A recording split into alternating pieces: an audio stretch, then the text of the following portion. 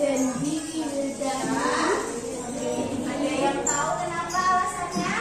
Tahu, nggak ada titik absen ya? Kalau tadi Mbak Abel kan jadi akan diajak ke dinas sama Bunila ya. Oke, selanjutnya yuk kita seperti biasa menyanyikan lagu Indonesia Raya terlebih dahulu. Siapa yang mau memimpin teman-temannya? Oke Mbak Siva, boleh di depan. Semuanya berdiri.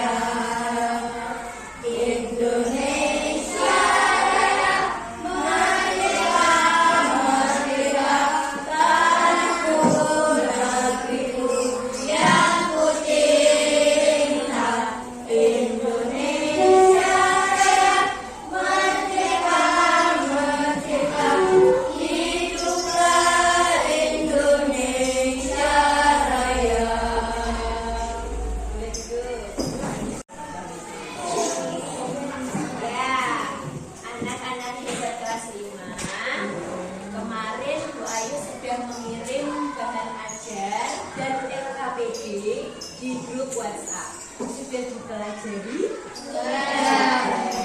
Apa ya kemarin yang kalian pelajari di pembelajaran hari ini?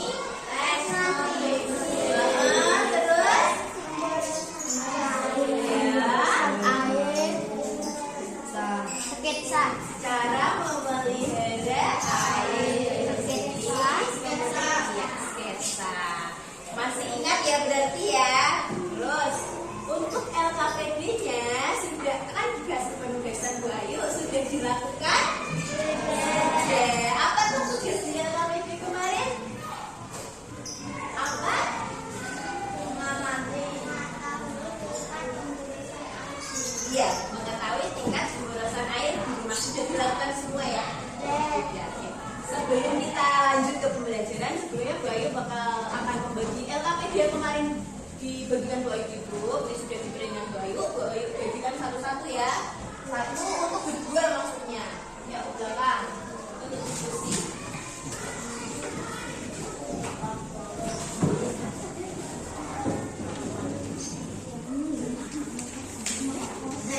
Satu bangku.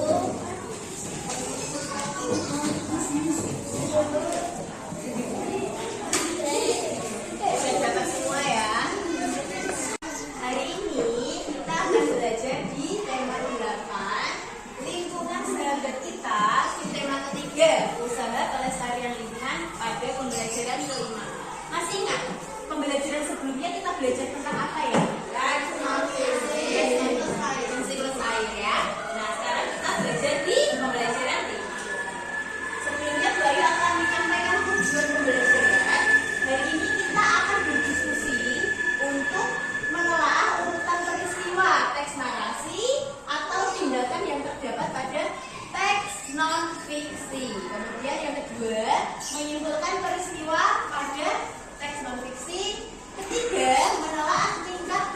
pemborosan air dengan tepat. Keempat, menyimpulkan cara memelihara ketersediaan air dengan benar. Dan yang terakhir, nanti kita membuat karya. Kalian membuat karya, yaitu apa anak-anak? Gambar sketsa, ya, gambar bercerita dalam bentuk sketsa. Nah, sekarang Bu Ayu ada gambar apa ya? Gambar apa ya? Pemborosan air. Itu gambar apa toh? Mengeluarkan air, ya? Airnya di tampung juga. Nah, sekarang Bu Ayu tanya, kalau ada air itu fungsinya untuk apa? Mandi. Itu kalau di rumah, kalau fungsi air di sekolah?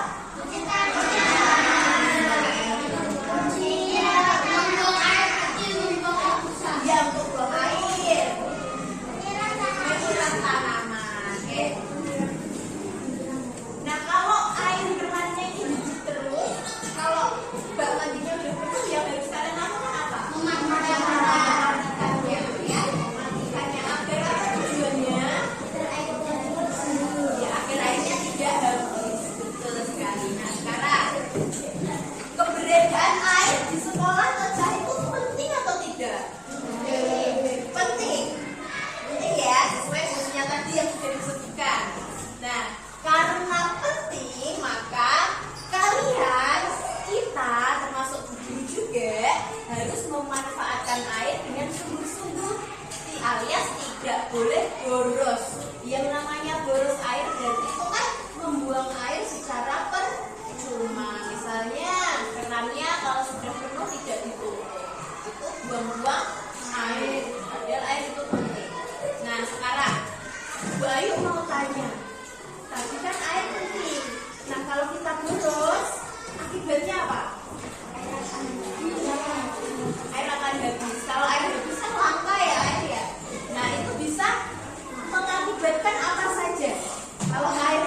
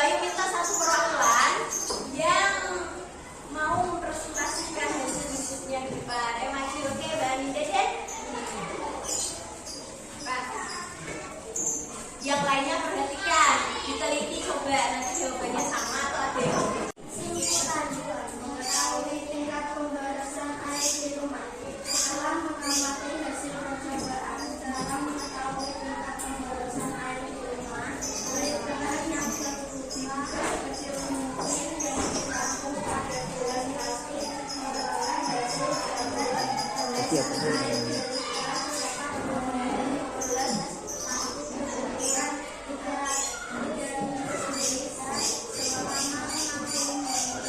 apabila dalam satu air telah terdapat 3, maka akan ada 7.500 ml air yang akan terbuang sia-sia. Padahal dengan ukuran air tersebut dapat digunakan untuk membuang air kecil dan besar, juga dapat menyiram tanaman. Ya, tepuk tangan dulu dong untuk kelompok pertama. Hasilnya adalah air yang memenuhi gelas itu penuh selama 60 menit ya.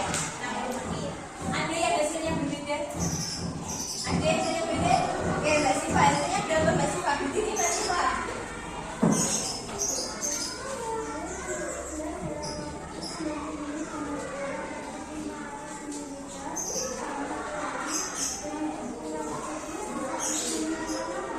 Oke, terima kasih Mbak Siva atas juga. Nah, kalau tadi kelompoknya Andini dan Anindra itu gelas penuh selama 60 menit, ya kan? Dalam waktu 60 menit itu bisa menghasilkan 7.500 ml. Sedangkan punyanya Mbak Siva, kelompoknya Mbak Siva dan Mbak Titin, air penuh itu selama 90 menit dengan ukuran berapa? 4.500. Padahal dengan ukuran itu bisa untuk menyiram tanaman, bisa untuk buang air kecil atau buang air besar. Ada yang jawabannya berbeda lagi? Ya, kurang lebih sama seperti itu. Jadi keran kalian, kenapa hasilnya Mbak Siva dan Mbak Andini itu berbeda? Mungkin kerannya, muternya itu punyanya Mbak Andini itu terlalu lebih kencang dari punyanya Mbak Siva. Jadi itu terserah kalian. Intinya pada intinya kalau ada kebocoran di keran itu bisa dimanfaatkan, airnya bisa dimanfaatkan untuk kebutuhan yang lain, ya kan? Misalnya tadi untuk menyiram tanaman.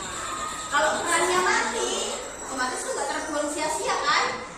Kalau kerannya kalian kalau memakai keran kok tidak kencang kayak nutup ya, nggak kencang nutupnya, itu bisa menyebabkan kebocoran. Atau pas di bak tampungannya bocor, kalian nggak tahu, itu nanti airnya akan terbuang sia-sia. Padahal air yang terbuang sia-sia tadi misalnya ditampung, itu bisa untuk kegiatan yang lain. Sampai sini paham? Paham ya? Nah, sekarang Bu Ayu itu punya bacaan, judulnya penghematan air.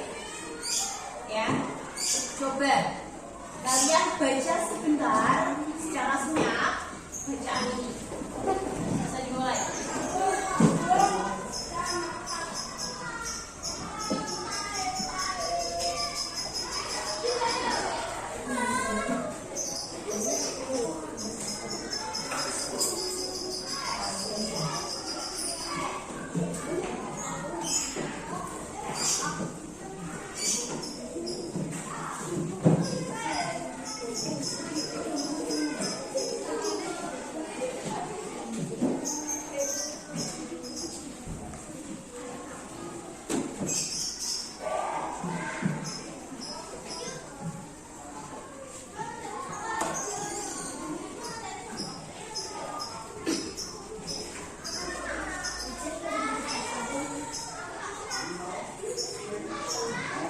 Sudah ya? Nah, dari teks yang sudah kalian baca, sekarang coba kalian telaah, diskusikan bersama teman sekelompok, teman sebangku secara berpasangan, urutkan peristiwa penting pada teks tadi ini. Sebelum kalian mengerjakan urutan peristiwanya, masih ingat tidak langkah-langkah untuk menemukan hal-hal yang penting pada teks non-fiksi? Masih ingat? Kita ulas lagi ya.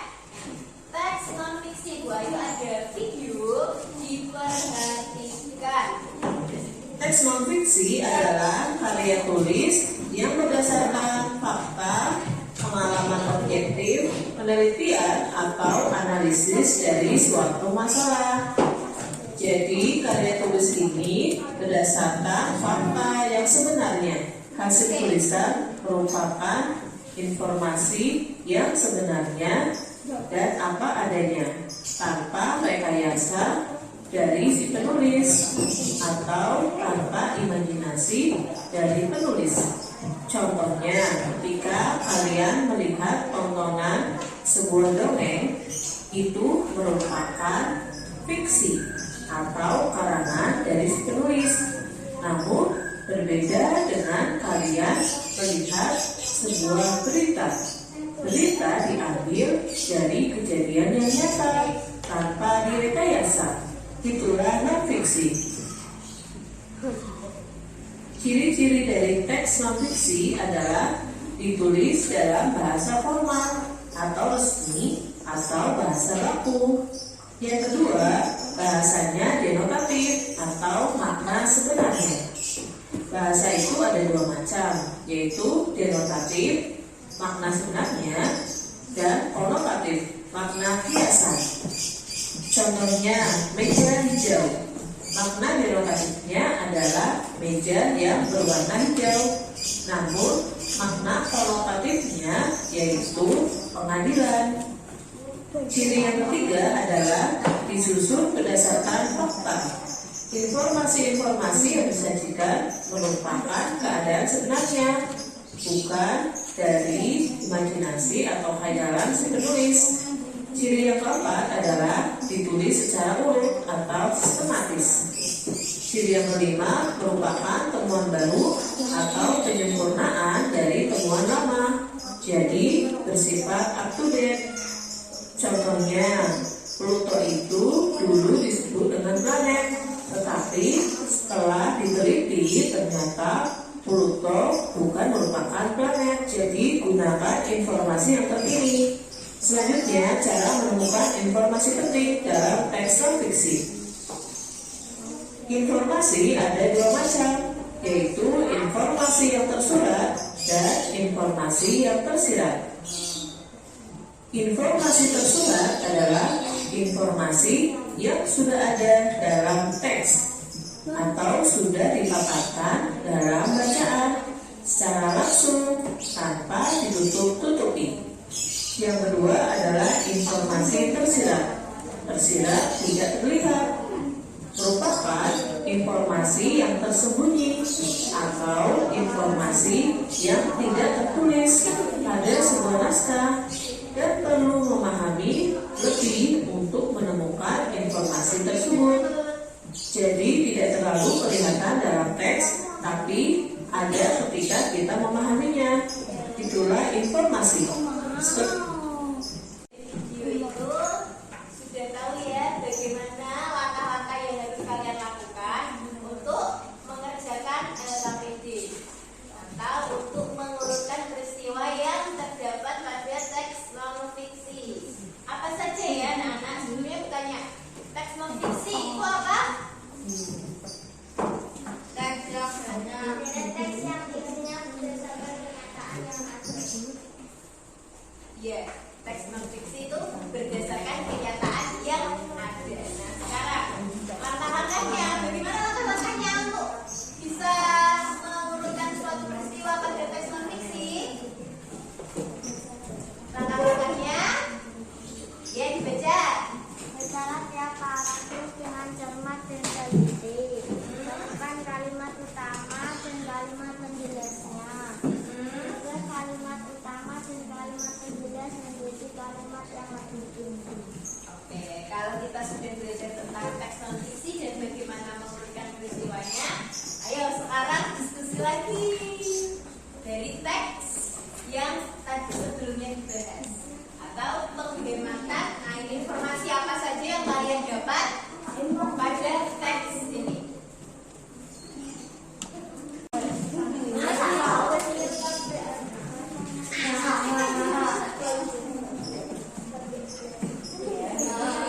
Lanjutkan ya. Wait.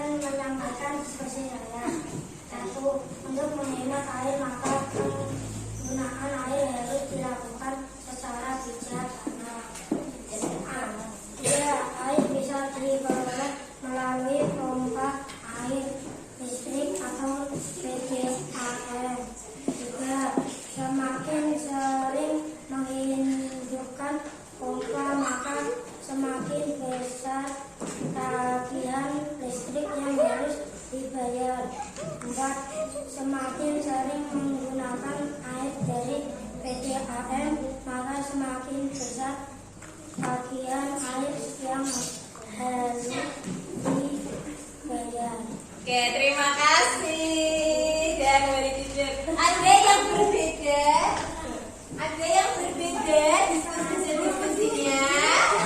Sama ya? Sama semua ya? Intinya dalam menghemat air itu harus menggunakan air secara bijaksana. Kalian memperoleh air bisa dari mana anak-anak? Dari sumur atau pompa air dan sungai, PDAM, atau kalau di sini itu pump, ya kan? Nah, kalau kalian boros, misalnya di sini siapa yang masih memakai sumur? Mas Reva, kalau misalnya Mas Reva boros menggunakan air, maka nanti tagihan apanya yang makin besar? Listriknya, karena dari pompa air kan menggunakan pompa harus menggunakan listrik. Nah, maka semakin besar tagihan listriknya. Di sini siapa yang menggunakan PDAM? Nah, ini banyak ya. Kalau PDAM, kalau kita boros, apa yang terjadi? Bayar airnya semakin besar. Ada yang ditanyakan sampai sini, Bu? Sudah ya, sudah paham ya berarti ya. Kita lanjut. Nah, sekarang coba Bu Ayu ada gambar di layar, perhatikan. Gambar apakah itu? Gambar itu menceritakan apa? Itu ada siapa tuh yang ada di gambar itu? Apakah itu Krisna dan Reva? Ya. Sedang apa mereka? Sekarang Bu Ayu tanya, bedanya gambar yang kanan dengan yang kiri apa? Ya kanan sketsa, yang kiri tidak diwarnai atau bukan sketsa. Apa toh arti sketsa? Menggambar yang ada warna.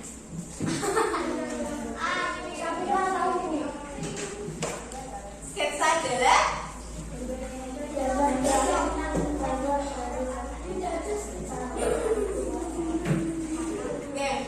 perbedaan gambar yang kanan dan yang kiri sudah tahu ya. Kalau yang kanan adalah gambar sketsa, kalau yang kiri adalah gambar yang sudah diwarnai. Itu perbedaannya. Sekarang saya tanya, apa ya arti sketsa? Gambar sketsa adalah gambar yang hanya digoreskan saja tanpa diwarnai. Oke? Sekarang langkah-langkah membuat gambar bercerita. Apa saja langkah-langkahnya? Persiapan bahan dan alat, menentukan tema, Gambar. Nah, jadi anak-anak, sebelum kalian diminta untuk menggambar, sebelum gambar kalian itu jadi gambar. Kalau gambar jadi itu berarti sudah diwarnai ya. Nah, langkah yang harus dilakukan sebelumnya adalah membuat sketsa. Jadi kalian itu harus melakukan sketsa dulu, mensketsa gambar yang akan kalian warnai dulu.